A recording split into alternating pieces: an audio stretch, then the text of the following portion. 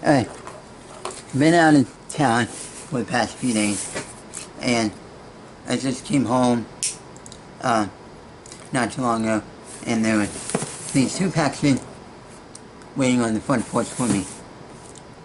One of them, I think it's this one, that contained, an original Square-1, new in box, that's a special package variant,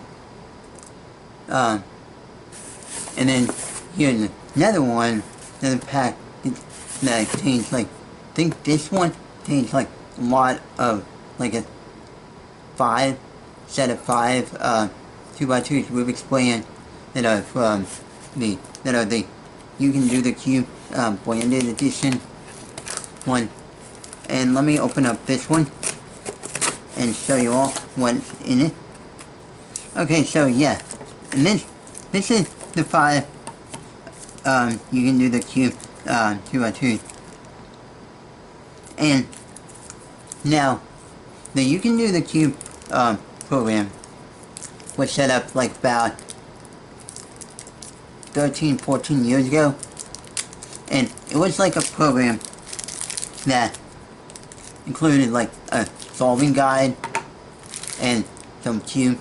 No, you would go to the You Can Do the Cube website and like order like a pack of like a set of 12 or so for like $100 or something like that. So you're getting a full discount along with solution guide with those. And so that said, you can basically set up a Rubik's Cube program or something like that, class learning, educational stuff, for learning how to solve the cube.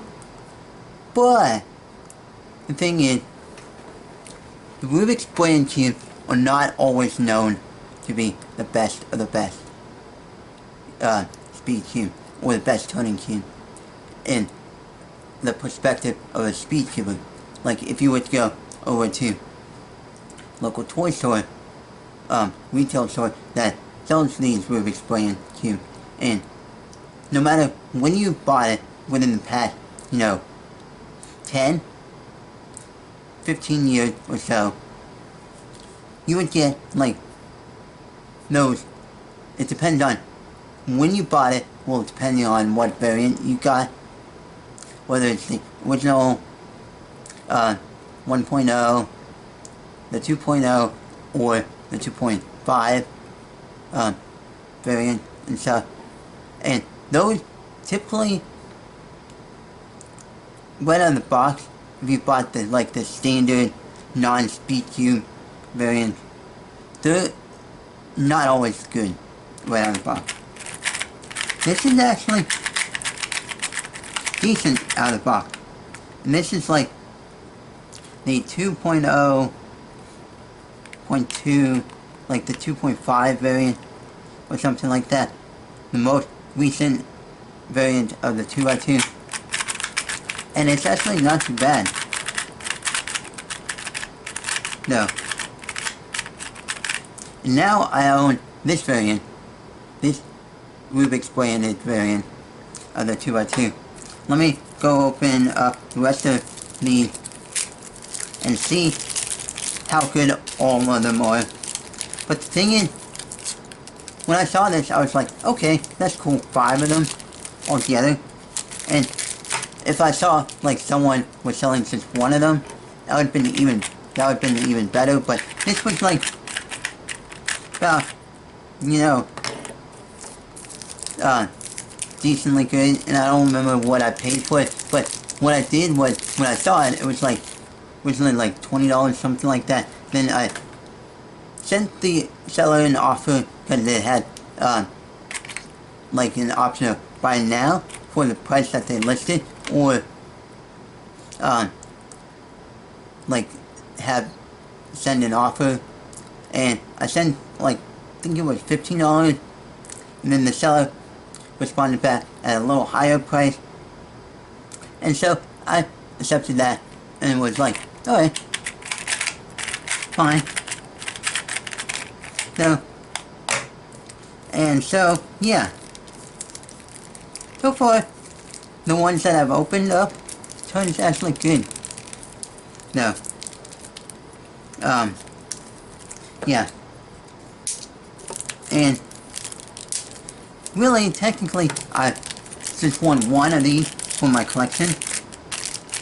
And I don't know what I'm gonna do with the other four, though, and stuff like that.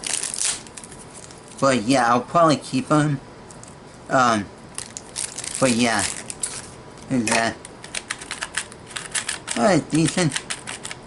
And the solution guides that they give, for the, you can do the cube, program, was helped developed by a former WCA delegate and founder, Tyson Mao, especially for the 3x3 one, where it was set up in a very simple and easy to understand way.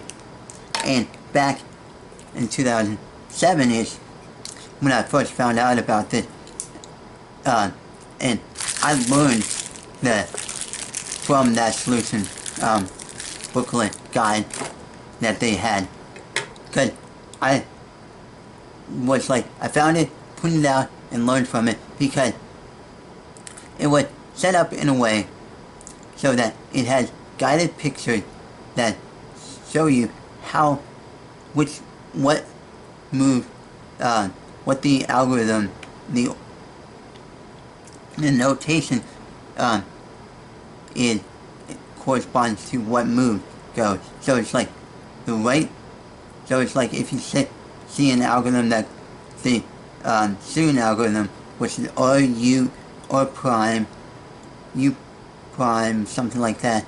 So it will show you what moves would need to be done, and that actually helped me a lot, because I'm more of a visual learner, so it helped me a lot. And this actually turned decently good as well.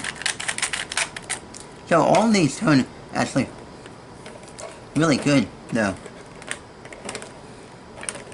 Yeah, all these, they're decent, especially for this program. So yeah, that sounds really good, but definitely not much good for speed tubing, but definitely good for learning on.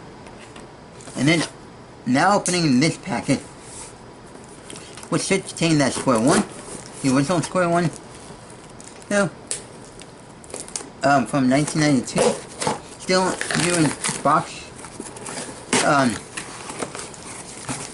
and yeah.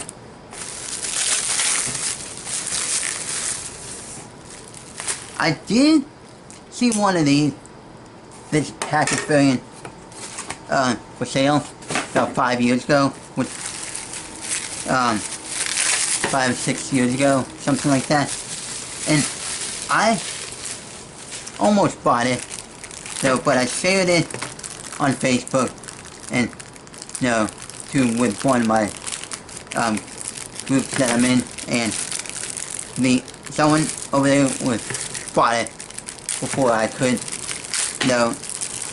and, yeah. Okay. The packaging is in very good condition.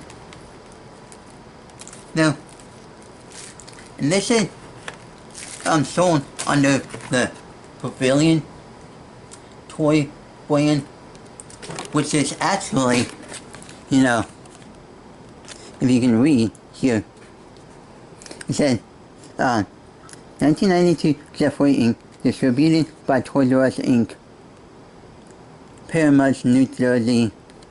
Square-1 is a registered trademark of Irwin Toys. And yeah, there's that. So, this was a Toys R Us, exclusive distribution variant back 28 years ago. So, yeah. And I don't know what the truly original brand of the original Square-1 is. From what I understand, it's Irwin Toys, but I still don't understand it, because I own several other original Square-1, still unopened, new in box and stuff.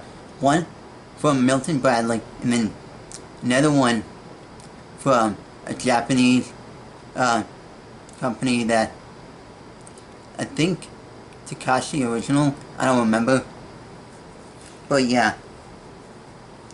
And the thing is, there's still a lot of information that people have discovered already, and still discovering about these twisted puzzles. And so all this information is still hidden. There's a lot of hidden stuff and stuff like that. And this is one of those interesting ones. And so, yeah, I'm happy to have this in my collection. No, and yeah.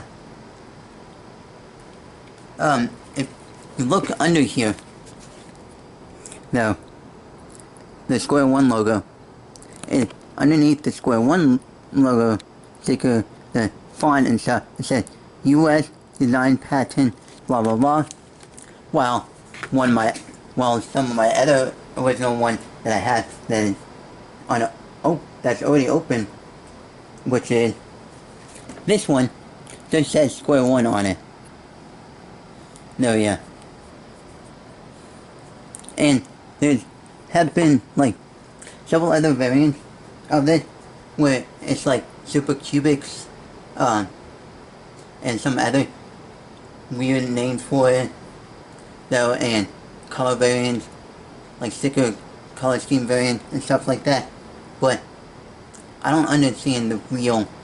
I still don't understand it all, and what the history is of it, because like there's a gap that I don't even understand what it is. It's like from like 1998, something like that, through 2005-ish. There's some gap there where it's like, what happened to the original?